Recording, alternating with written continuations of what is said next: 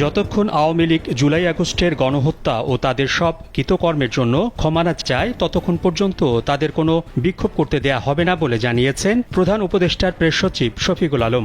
নিজের ফেসবুকে এক পোস্টে কথা জানান তিনি। পোস্টে তিনি লেখেন, আগস্টে দায়িত্ব গ্রহণের পর থেকে অন্তর্বর্তীকালীন সরকার কোনো ন্যায্য বিক্ষোভ বন্ধ বা নিষিদ্ধ করেনি। আমরা সমাবেশ করার স্বাধীনতা এবং সাংগঠনিক কর্মকাণ্ডের স্বাধীনতায় বিশ্বাস করি। গণমাধ্যমের প্রতিবেদন বলছে, গত 5.5 মাসে কেবল ঢাকায় কমপক্ষে 136টি বিক্ষোভ হয়েছে।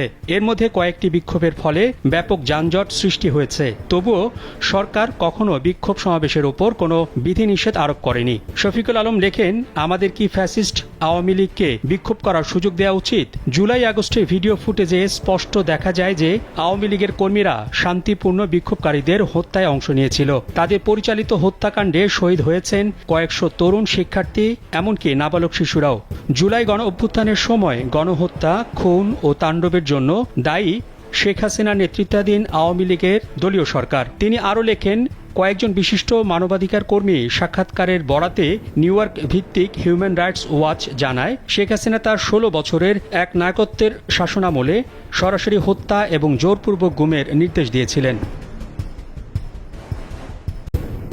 যতক্ষণ আওয়ামী লীগ জুলাই আগস্টের গণহত্যা ও তাদের সব কৃতকর্মের জন্য ক্ষমা না চায় ততক্ষণ পর্যন্ত তাদের কোনো বিক্ষোভ করতে দেয়া হবে না বলে জানিয়েছেন প্রধান উপদেষ্টার প্রেস সচিব শফিকুল আলম।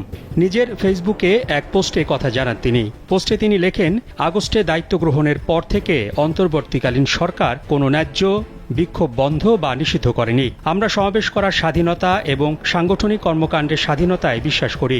গণমাধ্যমের প্রতিবেদন বলছে, গত 5.5 মাসে কেবল ঢাকায় কমপক্ষে 136টি বিক্ষোভ হয়েছে।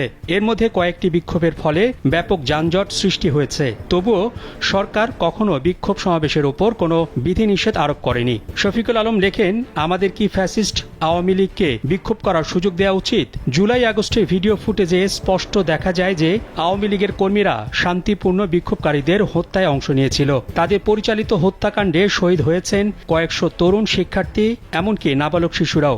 জুলাই গণ অভ্যুত্থানের সময় গণহত্যা, খুন ও তাণ্ডবের জন্য দায়ী শেখ হাসিনার নেতৃত্বাধীন আওয়ামী লীগের দলীয় সরকার। তিনি আরও লেখেন, কয়েকজন বিশিষ্ট মানবাধিকার কর্মী সাক্ষাৎকারের বরাতে নিউ ইয়র্ক ভিত্তিক হিউম্যান রাইটস ওয়াচ জানায়, শেখ হাসিনা তার 16 বছরের এক নায়কত্বের শাসনামলে সরাসরি হত্যা এবং জোরপূর্বক গুমের নির্দেশ দিয়েছিলেন। যতক্ষণ আওয়ামী লীগ জুলাই আগস্টের গণহত্যা ও তাদের সব কৃতকর্মের জন্য ক্ষমা না চায় ততক্ষণ পর্যন্ত তাদের কোনো বিক্ষোভ করতে দেয়া হবে না বলে জানিয়েছেন প্রধান উপদেষ্টার প্রেস সচিব শফিকুল আলম। নিজের ফেসবুকে এক পোস্টে কথা জানান তিনি। পোস্টে তিনি লেখেন, আগস্টে দায়িত্ব গ্রহণের পর থেকে অন্তর্বর্তীকালীন সরকার কোনো ন্যায্য বিক্ষোভ বন্ধ বা নিষিদ্ধ করেনি। আমরা সমাবেশ করার স্বাধীনতা এবং